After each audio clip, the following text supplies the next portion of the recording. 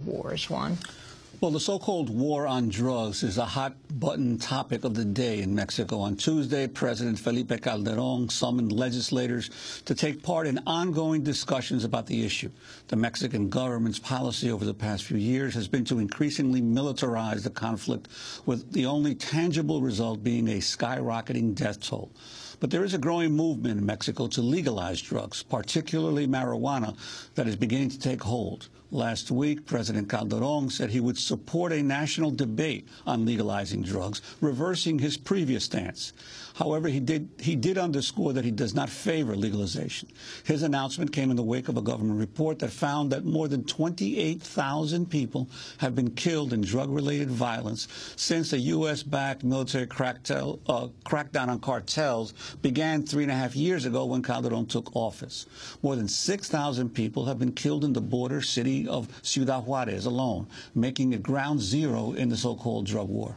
4 proposals that aim for varying degrees of decriminalization or legalization of drugs are on the docket in Mexico's House of Deputies. Another is circulating in the Senate. Meanwhile, former Mexican President Vicente Fox, who is a key U.S. ally in the war on drugs, has backed the legalization of drugs, saying prohibition has failed to reduce violence and corruption.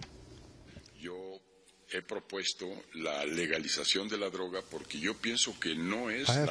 the legalization of drugs because I think it is not the responsibility of the government.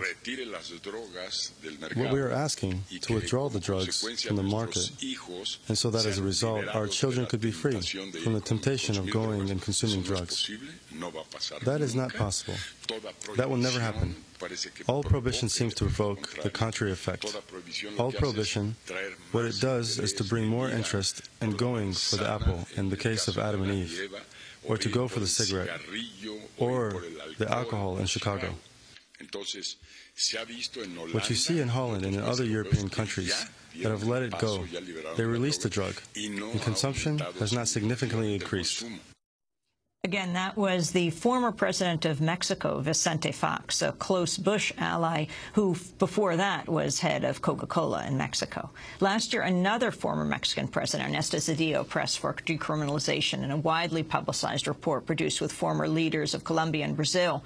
For more on the issue, we're joined on the phone by Victor Clark Alfaro, the director of the Binational Center for Human Rights in Tijuana and a lecturer in Latin American Studies Department at San Diego. And joining us on the phone from Mexico City, Laura Carlson, the director of the America's Policy Program of the Center for International Policy. We welcome you both to Democracy Now! Laura Carlson, explain what's happening in the Mexican legislature.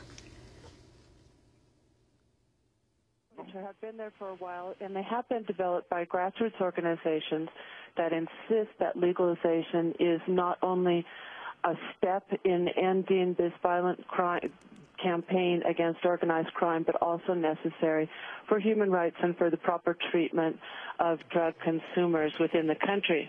However, these measures have really not moved, and it's very unlikely that they'll move in the near future. There doesn't seem to be a consensus within Mexico that this kind of a proposal is politically viable. In fact, President Calderón threw out this mention of legalization of drugs as part of his series of consultations with different sectors of Mexican society in what he calls a dialogue on the security strategy, and said that the pros and cons should be analyzed, and immediately followed up, as he mentioned, by opposing legalization. For a lot of people, this was meant to be a red herring, and rather than being a serious proposal, it's not backed up by any procedures for analyzing it or by mandating any studies of the real impact of legalization on organized crime, that it was meant to distract attention from the fact that this dialogue is revealing the deep discontent and lack of confidence in Calderón's U.S.-backed drug war. There's really no question that legalization of drugs is a positive part of a real analysis of a more viable alternative to this failing drug war. But right now we're not seeing this as viable, and it's doubtful that Calderón has any intention of really changing the drug war model. Victor Clark Alfaro, you have been going back and forth for years along the border, especially between Tijuana and Southern California. What has been the impact in the city of Tijuana, especially in the last few years, of this militarization of the drug war?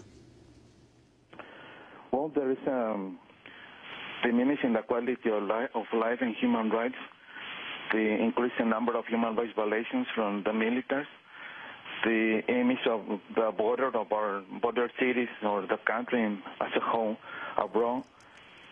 The war has not affected, at least in Tijuana, the business of drugs. Until now are very successful. I thought this process of increasing militarization, and we don't see a solution at the end, at least until now, with this strategy of President Calderon. Well, when ex-President Vicente Fox made his statement a couple of weeks ago, he especially pointed to the fact that this militarization and the war on drugs has created huge problems in terms of drops in tourism from Mexico and also of the business of the maquiladoras along the border in Mexico. What the economic impact of this continued war? Could you talk about that? Well, in the case of Tijuana, we used to have millions of border visitors coming to Tijuana. By 1990, there were 19 million border visitors. By 1988, there were 4 million border visitors, especially U.S. citizens.